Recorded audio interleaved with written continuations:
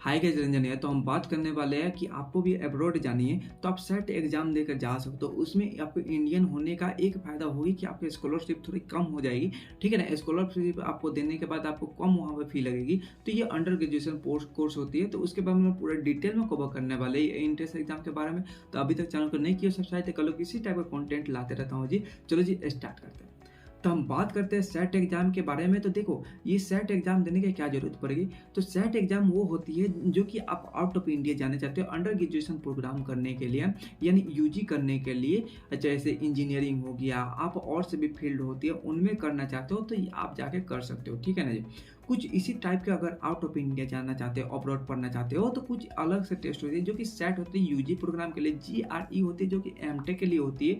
जीएमएट होती है जैसे कि एमबीए करने के लिए। एमसीएटी होती है जो कि मेडिकल के लिए आप आउट ऑफ इंडिया जाना चाहते हो कोई भी कंट्री में। तो उसमें आपको इस ये एग्जाम देने के बाद आप बहुत सारे इसमें कॉलेजेस एक्सेप्ट करते हैं। ठीक है ना। जैसे कि अमेरिका, जर्मनी, कनाडा, ये सारी चीज़ें हो एक्सेप्ट करते हैं। एल सेट के लिए लोग पढ़ने के लिए आप जाना चाहते हो आउट ऑफ इंडिया कहीं भी, जैसे हो गया जर्मनी, अमेरिका, ये सारी चीज देशों में जाना चाहते हो तो आप जा सकते हो। जैसे कि 12 भी होते हैं तो आईएलटीएस भी होती है जो कि इंग्लिश लैंग्वेजेस के लिए होती है। आप जॉब ये सारे के लिए जा रहे हो तो ये आप करके जा सकते हो। ठीक है ना। बहुत कॉलेजेस इस पर भी ले लेते हैं। ठीक है ना। तो इस पर बहुत कम कॉलेज लेते हैं। ये स्कॉलर असाइनमेंट टेस्ट, इसको फुल फॉर्म जिसके किया जाता है, ये 1926 में एस्टेब्लिश किया गया था जो कि सेट एग्जाम को 180 कंट्री एक्सेप्ट करती है इसको एग्जाम को। ठीक है ना। जिसमें से अपना इंडिया भी जो आते हैं वो भी जैसे कि आईआईसी बेंगलोर जो है वो भी एक्सेप्ट करती है कॉलेज। ठीक है ना। तो 180 कंट्री में आपको जाने की मौका मिले जब ये क्वालिफाई कर लोगे। ठीक है ना। कुछ फेमस कंट्री की बात करें जैसे कि यूके, यूएसए, ऑस्ट्रेलिया, कनाडा, इसमें आपको जाने के लिए मौका मिल जाएगी, वहां पर पढ़ने के लिए भी मौका मिल जाएगी। ठीक है ना। ये वैलिडिटी आप एग्जाम दे देते हो तो 5 साल तक रहती है। उसके बाद 5 साल के बाद आप ये एग्जाम को फिर से देना पड़ेगा, तब जाकर आप ये कर सकते हो। अप्लीकेशन फी की बात करें, ये जब इंट्रेंस एग्जाम होती है तो उसकी अप्लीकेशन फी भराई जाती है। तो आपको 6 से लेकर 8 हजार तक आपको देने पड़ेंगे।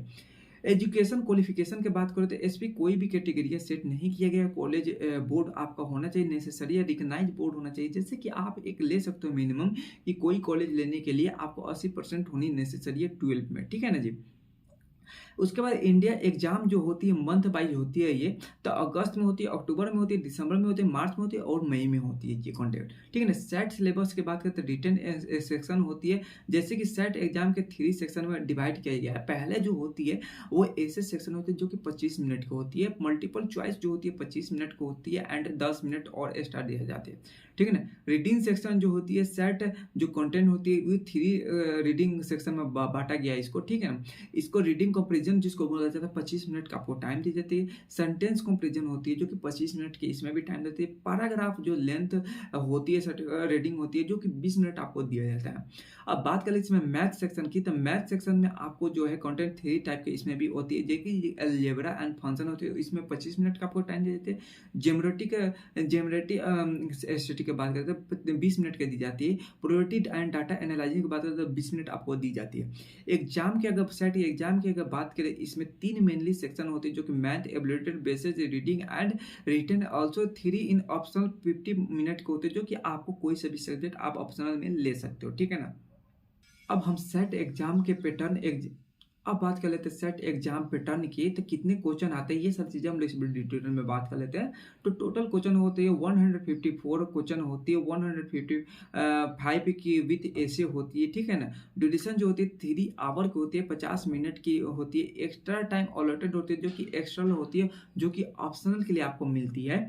अब बात कर लेते हैं इसकी स्कोरिंग की टोटल की। तो टोटल जो होती है आपका स्कोर करना पड़ता है 60 की टोटल पूरा मार्क्स हो जाते हैं। उसमें से आपको अच्छे कॉलेजेस चाहिए तो 1000 के अंडर में आपको, मतलब आप कह सकते हो 1200 के अंदर में रहना पड़ेगा। अगर 1200 के ऊपर नहीं हो तो अच्छी कॉलेज मिलने का और स्कॉलरशिप मिलने का चांसेस कम रहती है। ठीक है ना। अब बात कर लेते हैं इंडिया में 30 से ज़्यादा मेजर सिटी में ये एग्जाम को ली जाती है। सेंटर आप कह सकते हो ये आपको सिटी में प्रोवाइड करवाई जाती है। कुछ फेमस अगर बात करें कॉलेजेस की, आपको आउट ऑफ इंडिया या कह सकते हो अमेरिका, यूएसए, यूके, ये सारी चीज में, तो MIT, Harvard university, Columbia university, Boston university, Stanford university, ये सारी चीज में आपको जाने का मौका मिल जाती है। बेस्ट बुक की बात करें प्रिपरेशन के लिए तो आप the college of board official site पर आप जा सकते हैं और वहां पर आप चेक चेक कर सकते हो, ठीक है ना? सेट के लिए आपको कौन-कौन से बुक अच्छे मिल जाएँगे वहाँ। फिर भी यहाँ पर मैंने आपको लिख दिया हूँ, आप यहाँ पर पॉज़ करके पढ़ सकते हो और आपको जो भी आपको समझ में या इंक्वायरी आपको बच जाती है, तो आप कमेंट में डाल देना, मैं उसको सॉल्यूशन करके आपको वहीं पे डिस्कशन कर दूँगा, ठीक है ना?